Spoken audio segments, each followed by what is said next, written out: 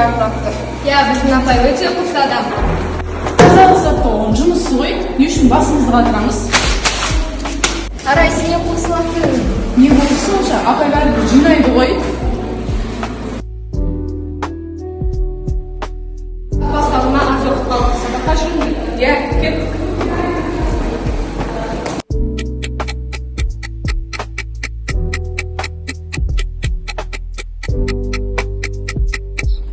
Құрметті дебат сүйер қауым, оқушылар, былай жасасақ, менде мынандай сұрақ болып тұр. Жаңа ойынға бір резолюция қарар айтсам. Біз бұл палата қаншалықты еден жуушылардың еңбегін бағалайды деген тақырыпта ойнасақ. Біз бүгінгі таңда еден жуушыларды, техперсоналды құрметтеп жүрміз ба?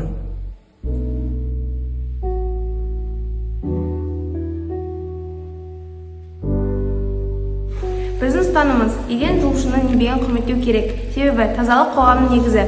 Егер тазалық болмаса, мектеп, аурухана, көше бәрі лас болады. Адамдардың денсаулығына зиян келеді. Еден жуушы қоғамның көрінбейтін қаһарманы.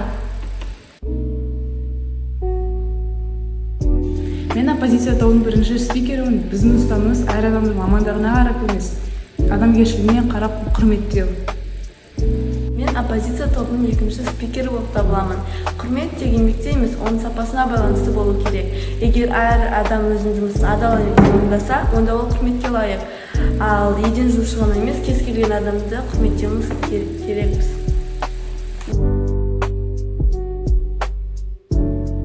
Біз айттық, құрмет барлығына тең болу керек. Сондықтан арнайы еден жуушыны ерекше құрметтеу керек деу теңдікке қайшы. Біздің ұстаным барлық еңбек тең құрметке лайық.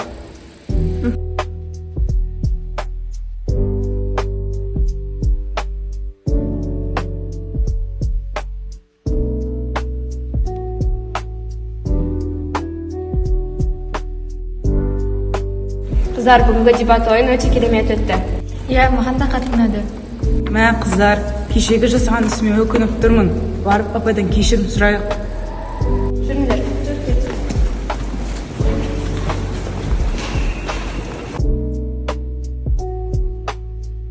Кешегі жасаған ісім үшін кешіріңізші. Сізге көмектесек бола ма?